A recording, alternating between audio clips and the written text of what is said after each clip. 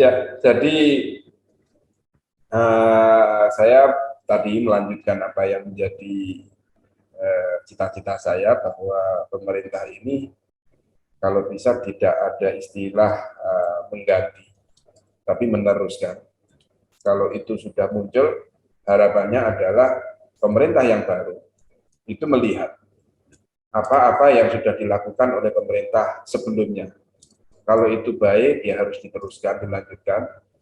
Kalau memang masih perlu diperbaiki, itu harus diperbaiki. Itu seperti kaidah yang ada di Islam, bahwa mengambil perkara yang baik dari yang lama dan memperbaiki yang masih perlu diperbaiki. Itu saya, angan-angan saya seperti itu, sehingga tidak ada istilah di masyarakat lagi ganti menteri, ganti peraturan, ganti pemimpinan daerah, ganti aturan. Saya nggak mau itu.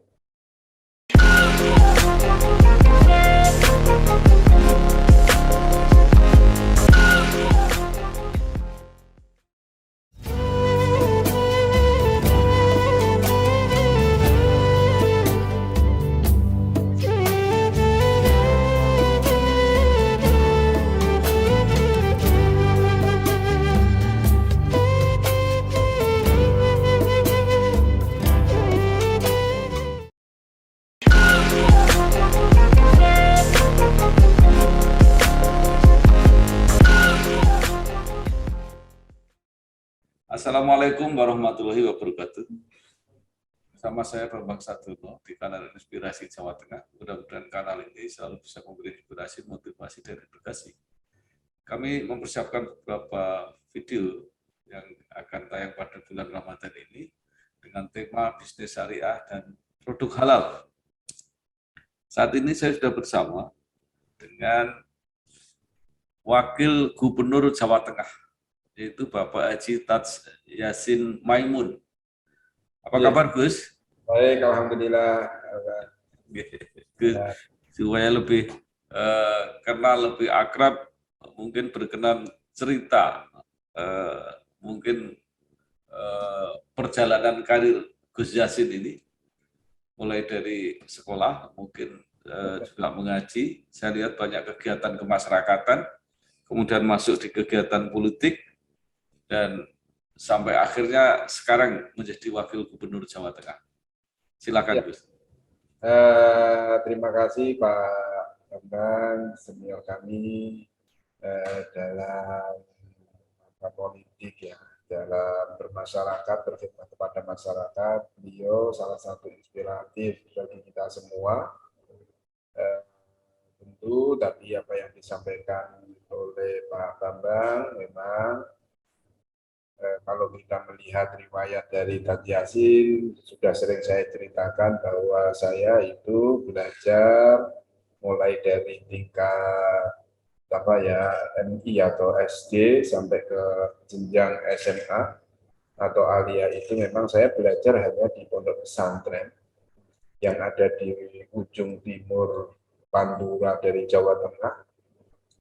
Di sana saya mengenyam pendidikan, digembleng oleh para kiai, para ustadz, para santri yang ada di lingkungan untuk bermasyarakat, menggagas apa-apa saja yang dibutuhkan oleh masyarakat.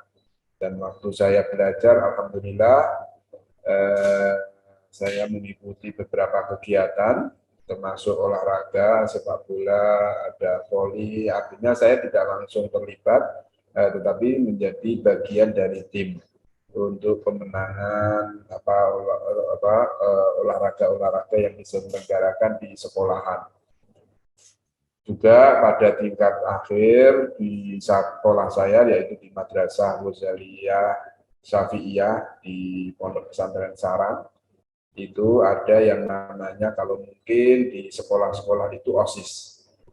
Kalau di kita itu namanya bukan OSIS, tetapi namanya itu DEMU, Dewan Murid. Dewan Murid itu kebetulan saya mengikuti Dewan Murid. Memang Dewan Murid di madrasah kami itu diperuntukkan untuk siswa yang kelas 1, kelas 2, dan kelas 3 aliyah atau SMA. Membawai mulai dari tingkat ibtidah SD sampai MTS atau Sanawi atau SMP. Nah, di situ alhamdulillah saya mulai dari kelas 1 aliyah bisa bergabung dalam Dewan Murid sampai 3 tahun lulus, dan di tahun ketiga saya masuk Dewan Murid di kelas 3 aliyah atau 3 SMA, saya ditunjuk menjadi menjadi ketua Dewan Murid waktu itu. Dan kebetulan pada akhir Dewan Murid saya ketika ditunjuk menjadi ketua Dewan Murid, kebetulan ada perombakan dalam materi atau materi pendidikan di tingkat ibtidak dan di tingkat sanawi yang ada buku baru atau kitab baru yang karya Kiai Maimun, sehingga waktu itu saya ditunjuk untuk menyelesaikan, mengedit beberapa 3 kitab tersebut untuk dijadikan mata pelajaran di tahun ajaran baru. Dan alhamdulillah berkat itu akhirnya saya bisa membaca, bisa memahami bagaimana pentingnya literasi keilmuan dan seterusnya itu pendidikan saya. Dan untuk ini Pak Bambang, untuk jalur sosial memang mungkin karena lingkungan ya, Mbak Mun itu kan terkenal dengan politiknya, juga terkenal dengan kiainya, sehingga saya mengikuti langkah-langkah apa yang beliau lakukan. Di tahun 97 waktu itu saya masih di tingkat bangku SMP sudah mulai mengenal yang namanya kampanye. Terus saya kelas 3 kelas aliyah atau di SMA 99 itu ada politik kebetulan. Saya waktu itu kalau nggak salah kelas 1 atau kelas 2 aliyah. Waktu itu saya juga mengikuti beberapa kampanye walaupun belum memiliki hak suara, tetapi memang banyaklah anak-anak muda waktu itu pengen ikut kampanye, gerombol-gerombol gitu, jadi mengikuti kampanye sampai ke Semarang waktu itu, seingat saya sampai ke Semarang untuk mengikuti kampanye politik. Dan setelah itu saya di tahun 2001 lulus dari aliyah, 2002 saya berangkat ke negara Syria untuk melanjutkan belajar di sana di pondok pesantren juga. Di sana alhamdulillah ketemu dengan teman-teman mahasiswa maupun pelajar yang ada di Damaskus di Syria, yang berbagai politiknya juga ternyata ada di sana. Ketika tahun 2004 kami juga melaksanakan pemilihan pemilu yang diadakan di Indonesia, dan itu juga menambah muatan atau pelajaran bagi saya khususnya untuk mengikuti politik. Dan setelah pulang memang saya langsung masuk bergabung dengan Partai Persatuan Pembangunan, ditunjuk menjadi ketua PAC, pengurus anak cabang atau tingkat kecamatan. Setelah itu baru berjalan 2 tahun saya ditarik menjadi pengurus wilayah provinsi, pengurus wilayah DPW P3, dan akhirnya diwajibkan untuk menjadi salah satu calon legislatif di tahun 2014. Alhamdulillah saya mengikutinya dan terpilih di Dapil Jepara, Kudus, Demak atau Dapil 2 Jateng. Tahun 2018 saya diminta oleh Mbah Mun untuk mendampingi Mas Ganjar untuk Pilgub, dan alhamdulillah jadi sampai sekarang. Mungkin itu sekilas profil Mas.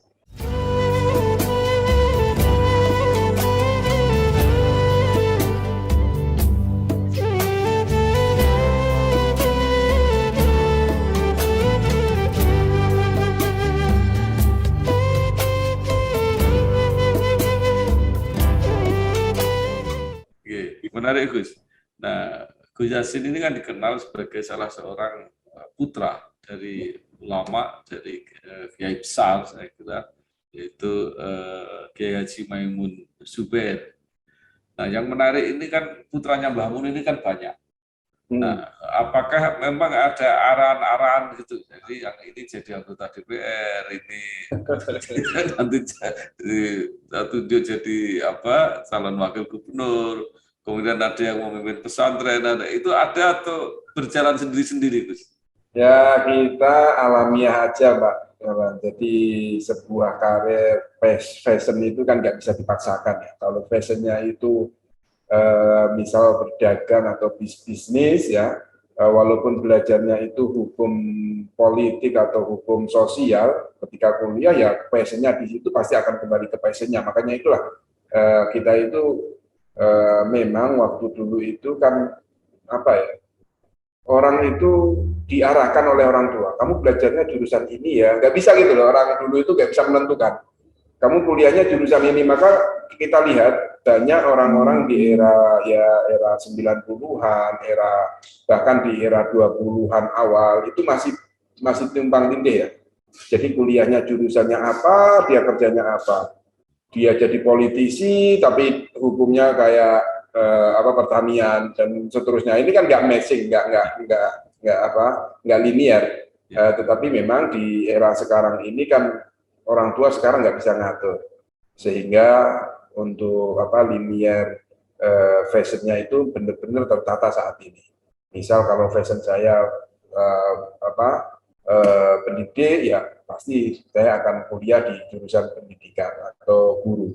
Akan tetapi dulu tidak, Mbah Mun juga seperti itu. Jadi semua itu dari Mbah Mun, karena beliau backgroundnya itu antara kiai ulama dengan politisi, akan tetapi juga banyak dominannya di politisi, di keulamaan, maka putra Mbah Mun semuanya tidak ada yang disekolahkan di formal. Sekolahkannya ya di Madrasah Ghazaliyah semua, setelah itu dikirim ke Mekah ada, di Mesir ada, di Syria ada, 3 negara ini yang mewarnai kami dalam keluarga, dan semuanya itu sebenarnya pendidikan keagamaan semua, tidak ada yang diarahkan.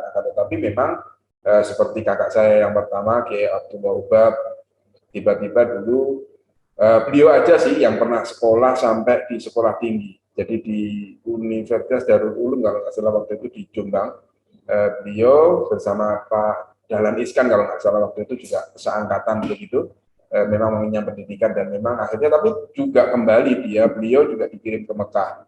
Setelah pulang ke Mekah mengikuti politik. Nah itu kakak saya yang bernama Gus Subab itu di jalur politik mulai dari DPRD Kabupaten, lalu DPR RI juga pernah, lalu DPR Provinsi juga pernah, mungkin bareng Pak Bambang waktu itu ya. Iya, waktu DPR RI. Waktu DPR RI ya.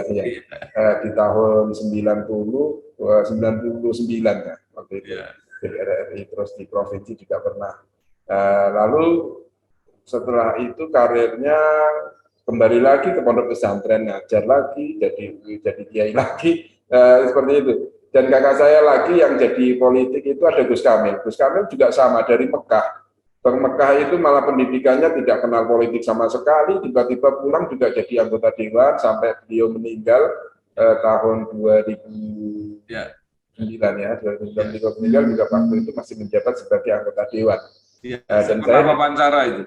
Ya, saya juga sama halnya, kita juga tidak diarahkan, akan tetapi memang karena mungkin melihat fashionnya, melihat apa gitu, Mbah Mun akhirnya waktu itu mengarahkan saya untuk mengikuti jejak beliau di dalam politik. Mulai tahun 2007 saya sering diajak, 2008 ya tepatnya, diajak kemana-mana untuk mendatangi, apakah itu acara partai, P3 atau dari menteri-menteri. Waktu itu masih zaman Pak SBY, saya juga diajak untuk bertemu dengan Pak SBY. Mungkin itu aja yang akhirnya mendorong saya sampai di wakil gubernur ini.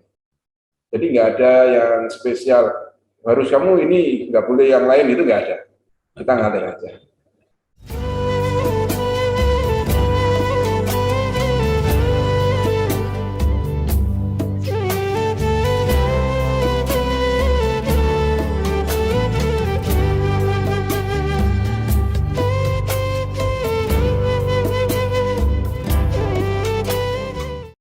Baik, setelah jadi wagub, saya mengamati bahwa perhatian Gus Yassin ini ya pada pendidikan ya, terutama yang pendidikan Islam, apalagi ke pondok pesantren itu sangat besar. Ya. Mungkin bisa diceritakan apa saja yang dilakukan selama menjabat sebagai wagub. Ya, jadi kalau kita bicara tentang pondok pesantren, sebenarnya itu sudah lama, Mas Pak Bambang, yang menghantui pikiran saya. Bagaimana sih saya melihat pondok pesantren yang begitu banyak pondok santrinya ya. Santri yang ribuan, saya melihat madrasah yang ada di Indonesia, di Jawa Tengah khususnya, tidak semuanya bisa menampung semua para alumni itu menjadi pengajar di pondok pesantren. Akan tetapi memang passionnya karena santri tetap mengajar aja, baik itu ngajar di rumah maupun di lembaga-lembaga pendidikan seperti TPQ, Madin, atau pondok pesantren, atau mungkin juga pendidikan-pendidikan formal, yang tentu mereka ini tidak semuanya bisa diserap. Lalu angan-angan saya, apalagi ya yang bisa dikerjakan para santri ini. Waktu itu ketika saya menjabat jadi anggota Dewan di DPRD Provinsi Jawa Tengah, saya mulai mengarah ke sana. Akan tetapi belum maksimal, karena memang penentu kebijakan untuk mengarahkan itu lebih banyak di eksekutif daripada legislatif, sehingga alhamdulillah saya diberi anugerah oleh Allah Subhanahu wa taala ditakdirkan untuk menjadi wakilnya Mas Ganjar di tahun 2018 sampai 2023. Dan di situ ketika saya diminta oleh Mbak Mun untuk mendampingi Mas Ganjar, kami ketemu, kita ngobrol arahan pemerintah 5 tahun ke depan kalau kita terpilih bagaimana. Saya memilih 3 program. Yang pertama adalah ekonomi pesantren, yang kedua mensejahterakan guru madin, guru keagamaan, memberikan insentif, yang ketiga itu adalah memberikan penghargaan kepada masyarakat yang menghafalkan kitab suci, baik itu kitab suci Al-Quran maupun yang lainnya. Tetapi saya sampai saat ini memang yang bisa menghafalkan kitab suci ya Al-Quran saja. Jadi alhamdulillah ini sudah berjalan, tinggal ekonominya ini yang perlu kita genjot. Dan alhamdulillah saya ketemu dengan beberapa ini Pak Bambang, dengan para pengusaha yang kebetulan sama-sama berpikir, mereka juga bukan dari pesantren tetapi dekat dengan para santri, juga sama berpikiran dengan saya. Ini santri tidak semuanya loh Gus jadi kiai, mereka juga harus mendapatkan skill kemampuan dalam ekonomi, sehingga ketika keluar itu ya mampulah. Kalau kita melihat sejarah saja kan, Sayyidina Umar bagaimana dengan keuangannya, Sayyidina Utsman dengan ekonominya yang mapan, akhirnya bisa membiayai, bahkan kalau Mbak Mun menghitung itu triliun, bukan jutaan, ratusan, tapi sudah miliaran yang diserahkan Sayyidina Utsman untuk peperangan-peperangan yang ada di Islam waktu itu. Nah, seperti Sayyidah Khadijah juga kan uangnya itu buat dakwah bagaimana, sehingga kami juga harus bersinergi antara ngajar dengan santri yang harus ada di ekonomi. Nah, ini harus digabungkan, Pak. Menurut saya seperti itu.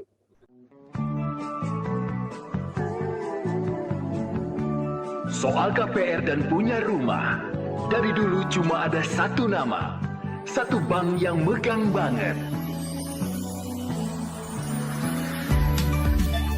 Sekarang A sampai Z-nya serba digital buat kita. Cukup satu website untuk mulai cari hunian yang oke.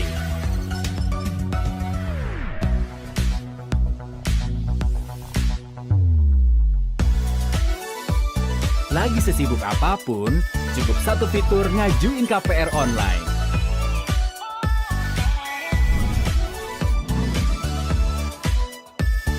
Sampai satu aplikasi biar gampang bayar biaya rutin.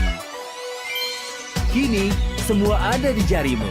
Satu nama dengan pengalaman 45 tahun memimpin segmen KPR.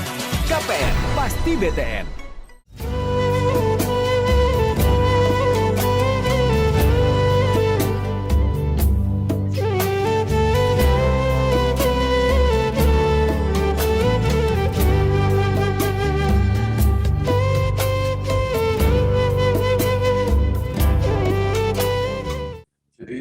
Menarik sekali, kelihatannya ada koperasi-koperasi di pondok pesantren.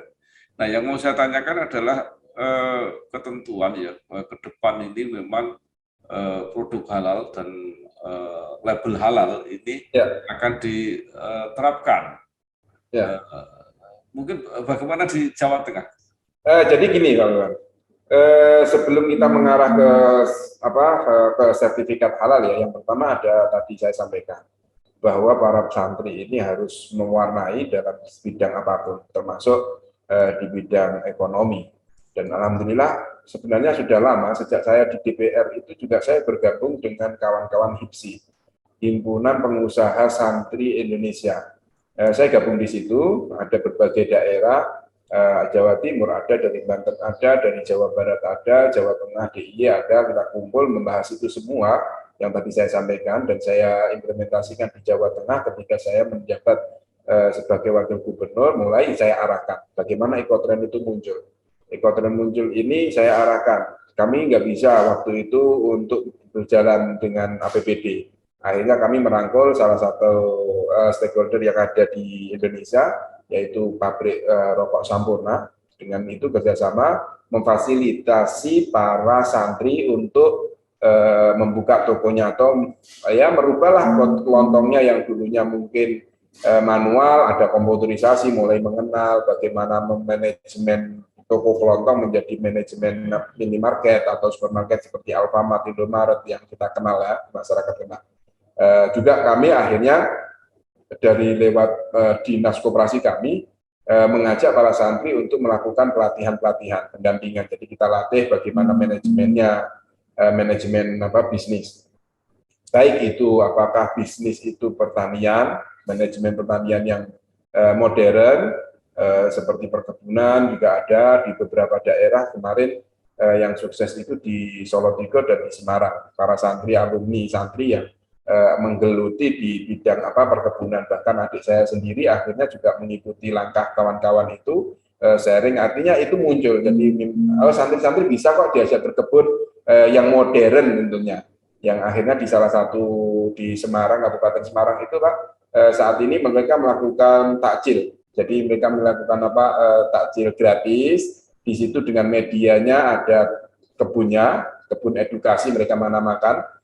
Itu anak-anak ada banyak yang melihat di sana, memetik kebunnya, terus mengolah makanan-makanannya, ada kuliner-kulinernya juga di sana. Nah ini menginspirasi bagi kita. Saya senang. Terus lagi mereka kita dampingi lewat dinas koperasi kami, Pak Bambang, dengan bekerja sama di salah satu pondok pesantren yang mapan, yaitu di Pondok Pesantren Sidogiri, Jawa Timur, yang mana pondok pesantren di Sidogiri ini memiliki toko minimarket yang dinamakan Basmalah, yang tersebar di Jawa Timur, ada di Madura, bahkan di rest area pun ada.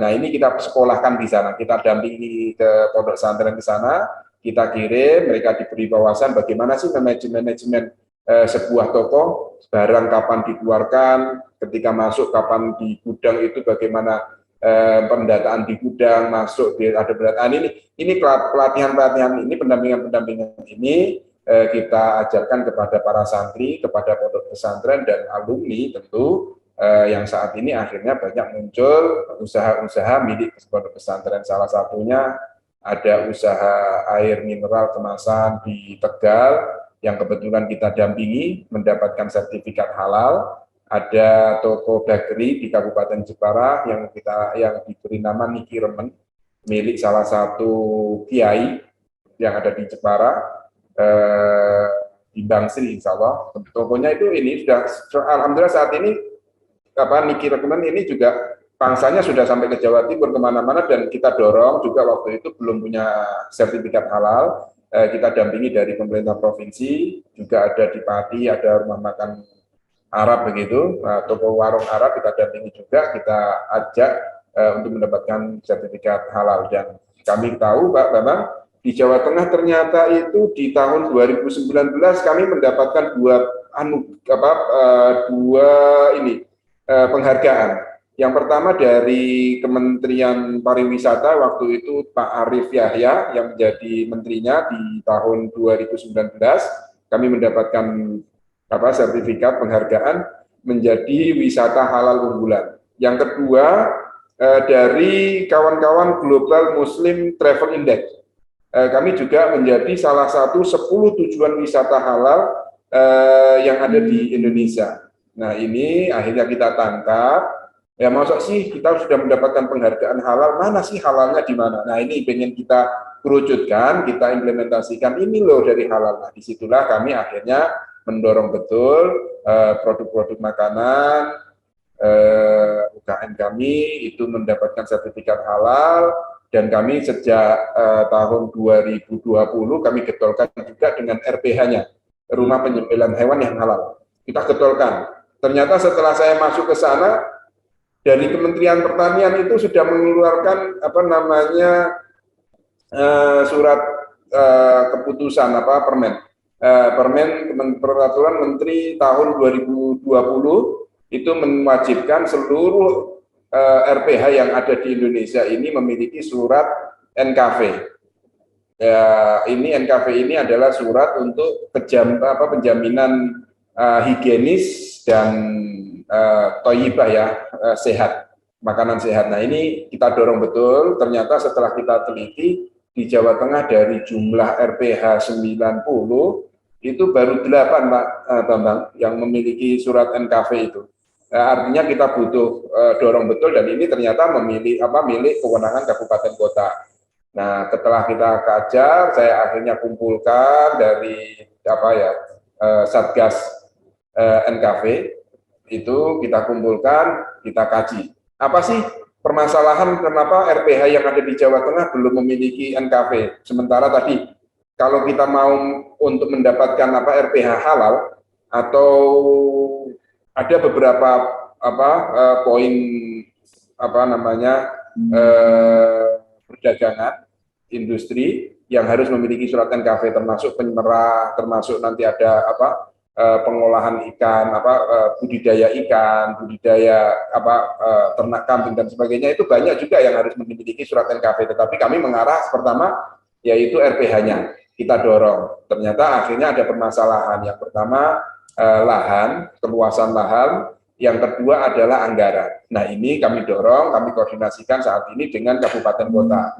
Dan kami juga menginstruksikan kepada para Satgas NKV ini untuk menghitung. Bantulah mereka kalau memang ada kita operasi NKV, kita datangi, nanti kalau memang di situ belum punya NKV, kita hitung. Untuk persyaratan NKV di perusahaan, di RPHA misalnya, itu sudah berapa persen untuk menuju NKV. Nah ini kekurangannya dihitung juga, jangan hanya dihitung saja, tapi dihitungkan nominalnya. Kalau nanti bikin seperti ini kita hitungkan, jadi nanti biar diarahkan ke kabupaten kota untuk mendapatkan anggaran dari APBD. Nah ini yang saat ini kita dorong, dan tentu upaya-upaya itu bersambut baik dengan instruksi dari Kementerian Agama. Dari Pak Menteri Agama sudah menginstruksikan bahwa menargetkan di tahun 2022 ini mendapatkan produk UMKM 10 juta produk dalam negeri yang bersertifikat halal. Nah kami dari pemerintah Jawa Tengah menawarkan, udah kami ambil 1 juta dari 10 juta, insya Allah kami siap untuk menggerakkan itu, karena kami setiap tahun dari awal dari saya menjabat itu sudah kita dorong setiap tahunnya 1.000 lebih 500 yang kita fasilitasi untuk mendapatkan sertifikat halal, dan itu berjalan baik.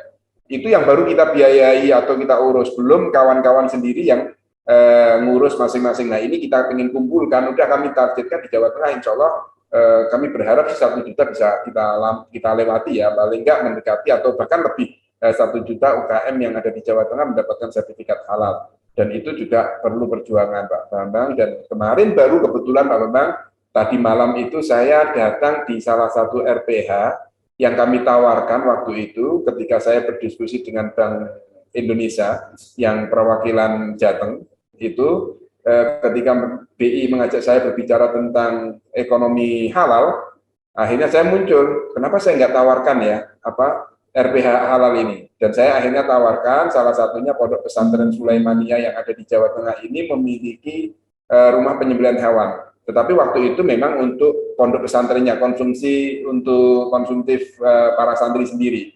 Lalu saya tawarkan dengan BI, gimana kalau BI mendampingi ini aja punya Sulaimaniyah untuk didorong menjadi RPH yang memberikan pelayanan kepada masyarakat. Dan alhamdulillah kemarin saya lihat sudah bagus, yang awalnya pemotongan itu setiap bulannya itu 100 potong, sekarang sudah 600 potong setiap bulan. Dan itu memang didampingi oleh BI, dan itu kita kerjasama bareng-bareng, dan saat ini masih proses untuk izin sertifikat halalnya. Semoga aja segera turun sehingga kenyamanan masyarakat, kepercayaan masyarakat mendapatkan makanan yang halal, yang higienis, yang thayyiban, tentu itu bisa dijamin di Jawa Tengah, dan itu yang saat ini kita upayakan. Jadi mulai dari hulu sampai hilir kami berharap di Jawa Tengah menjadi salah satu destinasi provinsi wisata halal dimulai dari kuliner.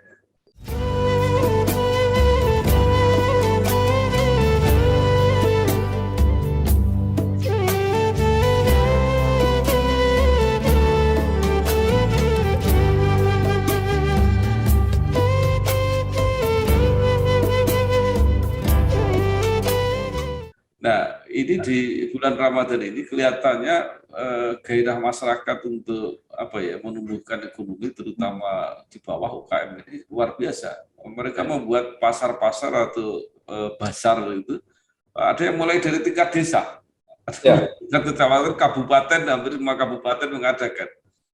Menurut Gus Yassin seperti apa ini gairah ini? Gairah ini sangat bergeliat ya Pak Bambang. Apalagi di bulan Ramadan mereka itu butuh takjil. Kalau mau maghrib itu kan budaya di Indonesia itu kan ya ngabuburit di tahun 2020 19 sampai 20 21 itu kan kita hampir nggak ada yang ngabuburit karena memang kondisinya pandemi COVID-19 yang begitu menyeramkan. Sehingga di tahun ini ketika pemerintah sudah mulai agak melonggarkan, banyak masyarakat yang sudah divaksin, baik vaksin 1, bagi 2, bahkan sudah banyak yang di booster juga, akhirnya mereka berani untuk keluar, untuk jalan-jalan ngabuburit. Nah ini momen ini, saat ini saya pantau, para pelaku perajin ekonomi kreatif, itu kemarin kayak di Rembang, membuat pasar dadaan. Jadi memanfaatkan lahan masyarakat. Jadi kebetulan ini saya senang. Jadi masyarakatnya juga aware ternyata. Dia punya lahan kosong, ya udah kamu pakai aja. Siapa saja yang mau di situ, tapi ada pengelolanya ya, para pemuda yang ada di desa mana kemarin itu Sekar Arum di Sumber, saya datangi, itu ada panitianya. Nanti berapa masuk income-nya untuk kawan-kawan pemuda di sana, nah untuk kreatif ekonomi. Nah ini bergeliat dan ini saya lihat juga bergeliat di Jawa Tengah, ditandai memang sejak tahun 2020 itu kami dari pemerintah Provinsi Jawa Tengah bekerja sama dengan OJK dan seluruh stakeholder yang ada di Jawa Tengah. Memang setiap Ramadan kami harus membeli parcel yang asal dari UKM. Jadi produk kita mendorong anjuran pemerintah Pak Presiden beli produk Indonesia dalam negeri, itu sebenarnya kami sudah melakukan itu. Setiap tahun kami membeli parcel itu pasti lewat UKM kami, produk-produk dari masyarakat, dan itu kita bagi bukan untuk pejabatnya tetapi kepada masyarakat duafa. Jadi kita bagi-bagi. Jadi mereka supaya mengetahui juga, mengenal ternyata di Jawa Tengah banyak makanan-makanan UKM kayak getuk, tiwul, ada sate yang sudah kita kemas, tinggal nanti kita kalau senang itu tinggal nanti di rumah tinggal dihangatin aja dimakan. Jadi kita bisa makan sate dari mana? Kebumen. Nah, itu menarik.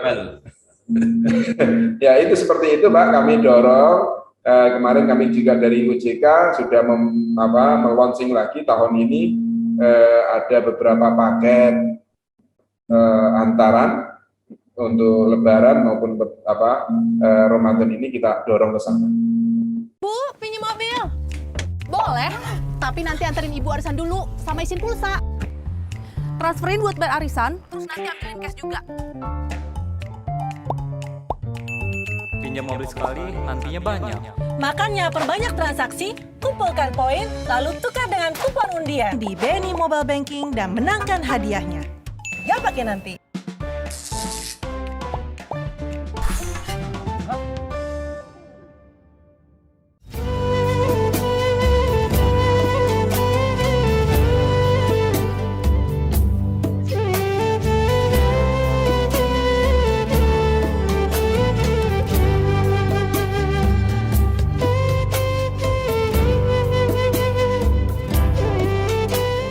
Kalau tidak salah tahun 2023 ini masa bakti Pak Gubernur dan Pak Wakil Gubernur Jawa Tengah ini kan akan berakhir. Nah, menurut Yassin tadi kan masih ada target-target 1 juta sertifikat halal dan sebagainya. Itu apa lagi yang kira-kira mau segera diselesaikan? Ya, jadi dari masa pengabdian kami, jabatan kami sampai 2023 ini memang masih banyak kekurangannya, tetapi saya bersyukur bahwa apa yang sudah kita planningkan, janji-janji politik kami sudah kami lakukan semuanya memang belum maksimal. Nah ini untuk memaksimalkan itu kami berharap di sisa jabatan kami ini, masa bakti kami ini sampai 2023 itu yang kita genjot. Salah satunya adalah peningkatan ekonomi pesantren dan menjadikannya wisata halal tadi. Jawa Tengah menjadi sentra wisata halal tujuan. Nah, ini yang saat ini kita genjot, kita dorong betul, dan tidak kalah lupa Pak Bambang bahwa kami juga tidak mau program yang baik ini berhenti ketika masa jabatan kami berakhir. Nah, ini yang kita sekarang juga upayakan, apa-apa yang sudah menjadi program kami, ini ada cantolan hukumnya, baik itu perdanya, atau mungkin kalau belum bisa perdanya, ya kita kuatin dengan perbuknya, atau kita cantolkan, semoga ini segera ada solusi, karena di Jawa Tengah sendiri kami belum memiliki perda pesantren. Jadi perda pesantren ini nanti saya berharap ini menjadi pintu cantolan hukum bagi kami, pemerintah Provinsi Jawa Tengah, seperti insentif guru agama. Guru agama ini tidak semua guru Islam saja ya, agama Islam, tapi seluruh agama yang ada di Jawa Tengah, guru-guru yang tidak masuk di sekolah formal, mereka kita bantu dari APBD Provinsi Jawa Tengah. Nah, ini untuk menambahkan, menumbuhkan semangat para guru agama ini untuk mengajarkan kepada umatnya. Karena kita tahu ya, kalau kita bicara tentang toleransi, kita bicara tentang NKRI, Pancasila, itu ya pintunya dari agama. Maka di sini kami ingin menguatkan nasionalisme lewat pendidikan religiusnya ini kita tumbuhkan dengan memberikan ya tali asih lah ya, insentif kepada guru-guru agama ini. Nah, ini program yang baik ini saya berharap nanti segera ada cantolan hukumnya, sehingga tahun 2023 ketika kami sudah purna jabatan kami, ya program itu tidak hilang semua Pak Bambang. Mungkin itu, dan saya nitip kepada kawan-kawan DPR sih, termasuk ada kayaknya putra-putrinya Pak Bambang di sana, ya segeralah didorong itu perda-perda itu untuk apa namanya diselesaikan supaya kami tenang ketika berakhir jabatan kami, program sudah tertata baik.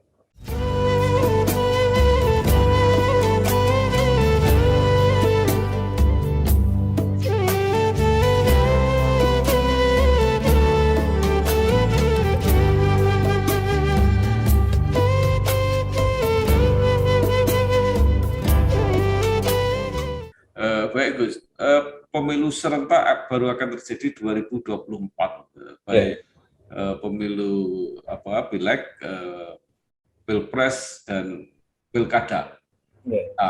Apa rencana Gus Yassin? Apa kembali ke kegiatan politik, mempersiapkan di pileg, pemilu legislatif, atau di pilkada lagi?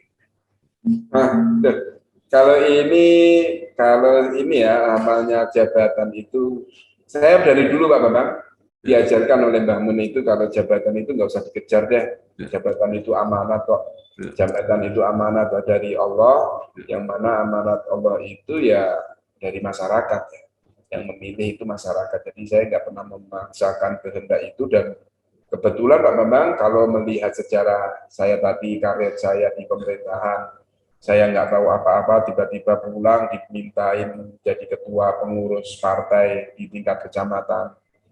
Tiba-tiba 1 tahun setelah itu, 1 tahun ya, betul 1 tahun lebih lah, ketika itu ada muscap, saya mengikuti muscap, dan kebetulan waktu itu saya agak vokal, dan saya tutup mata dengan senior-senior saya bilang, terus kamu kok muscap keras gitu sih? Ya mumpung saya baru, saya bilang gitu, saya belum banyak dikenal oleh senior-senior, jadi ngomong saya enak, belum banyak bersinggungan. Dari situ akhirnya saya diminta oleh partai itu untuk menjadi pengurus wilayah, karena mungkin vokal saya waktu itu. Terus akhirnya ditarik secara pribadi, ya saya udah mengikuti PMK sama Mbah Rifon, ya udah kalau memang diminta ya kamu harus mengikuti, ya udah saya ikut ambil. Terus waktu itu juga saya proses untuk menjadi calon DPR waktu itu juga enggak waktu lama mboten Mbak. Jadi mepet-mepet menjelang penetapan suara itu baru saya mendaftarkan diri untuk menjadi salah satu calon. Itu aja saya tidak minta nomor 1 ya, karena waktu itu kan nomor urut itu menentukan. Saya waktu itu juga nomor 4 ya, saya terima, ini perintah. Alhamdulillah masyarakat memberikan kepercayaan. Lalu di 2018 juga Pak Ganjar oleh partai-partai juga waktu itu saya mendampingi Mas Ganjar itu prosesnya hanya 2 jam, artinya itu ya kepercayaan juga. Saya berharap juga di 2024 Jawa Tengah juga seperti itu. Yuk kita rubah deh mindset kita kalau jabatan itu dikejar-kejar, biar masyarakat aja. Saya berharapnya seperti itu. Belum ada kan kayaknya cerita catatan calon gubernur diusulkan oleh masyarakat. Nah ini belum ada Pak Bambang. Ini menarik, harus ada terobosan ini Pak Bambang. Masa masyarakat itu diminta oleh politisi yang mendaftarkan di partai-partai lalu dicalonkan oleh partai-partai, masyarakat tinggal milih gitu. Saya berharap sih masyarakat kita sudah cerdas ya. Kalau bisa nanti memilihlah, menyuarakan ada siapa yang mau diajukan itu dinilai oleh masyarakat sehingga parpol itu mengikuti masyarakat. Katanya kan parpol itu wadah dari masyarakat, aspirasi masyarakat. Nah ini harapan saya seperti itu di 2024. Jadi ada warna itu. Saya berharapnya sih seperti itu. Apalagi nanti kalau presiden, wah ini keren Pak Bambang. Kalau presiden itu masyarakat mendorong partai-partai, misal saya P3, saya Golkar, saya PDI berharap memilih partai kami menunjuk ini menjadi calon. Nah ini kan menarik. Monggo ini, nah solusi yang seperti ini itu menjadi cita-cita saya Pak Bambang. Karena saat ini Mbak Mun sudah menyetuskan adanya kompilasi politik antara nasionalis religius, saya ingin melanjutkan di sana. Kalau nasional religius sudah didengungkan oleh Kiai Maimun, saya ingin mengharapkan bahwa di pemerintahan ini bukan pergantian, tetapi melanjutkan. Jadi ada kesinambungan antara pemerintah yang lama dengan pemerintah yang baru.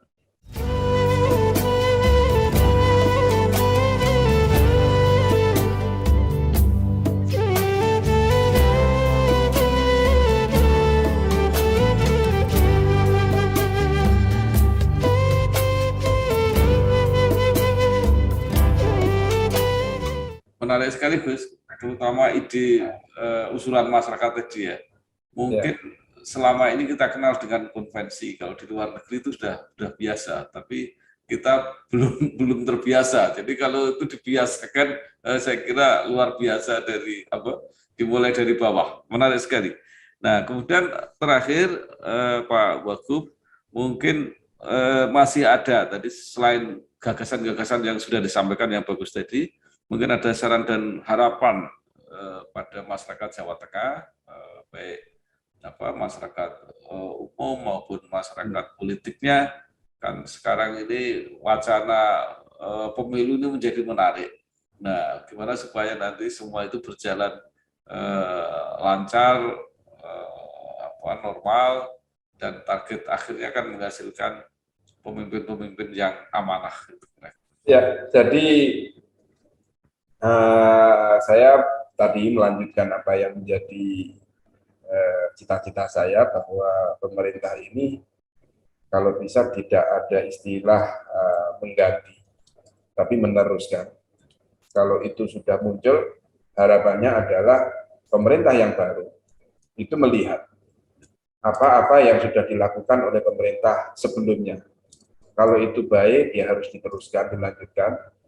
Kalau memang masih perlu diperbaiki, itu harus diperbaiki. Itu seperti kaidah yang ada di Islam, bahwa mengambil perkara yang baik dari yang lama dan memperbaiki yang masih perlu diperbaiki. Itu saya angan-angan saya seperti itu, sehingga tidak ada istilah di masyarakat lagi ganti menteri, ganti peraturan, ganti pemimpinan daerah, ganti aturan. Saya nggak mau itu. Saya maunya ya udah semua itu punya peran masing-masing, punya pemikiran masing-masing, dan itu saya yakin bahwa setiap pemerintahan pasti ada sisi baiknya, ada sisi kurangnya, sehingga yang kurang itu kita perbaiki, sehingga ada pembangunan itu istilahnya berkelanjutan ya, tidak mandek, tidak mantra apa yang sudah menjadi ide kalau itu manfaatnya. Saya pikir itu aja sih yang menjadi PR kita di negara Republik Indonesia ini, karena sampai saat ini saya belum menemukan sosok yang melanjutkan, bukan sosok yang melanjutkan. Yang ada itu pergantian. Banyak program-program mangkrak yang digagas oleh pemerintah yang lalu tidak dilanjutkan oleh pemerintah yang baru. Ya, saya kira ide yang sangat luar biasa dan itu kenyataan itu dikritik oleh Gus Yassin. Sekali lagi terima kasih Bapak Kiai Haji Tat Yassin Maimun, Wakil Gubernur Jawa Tengah. Banyak sekali yang disampaikan dan ide-ide politiknya menarik, mudah-mudahan bisa menjadi kenyataan. Terima kasih. Wassalamualaikum warahmatullahi wabarakatuh. Karena Livin bisa begini, bisa dapat hadiah itu. Transaksinya begini, hadiahnya begitu. Transaksinya begini, hadiahnya begitu.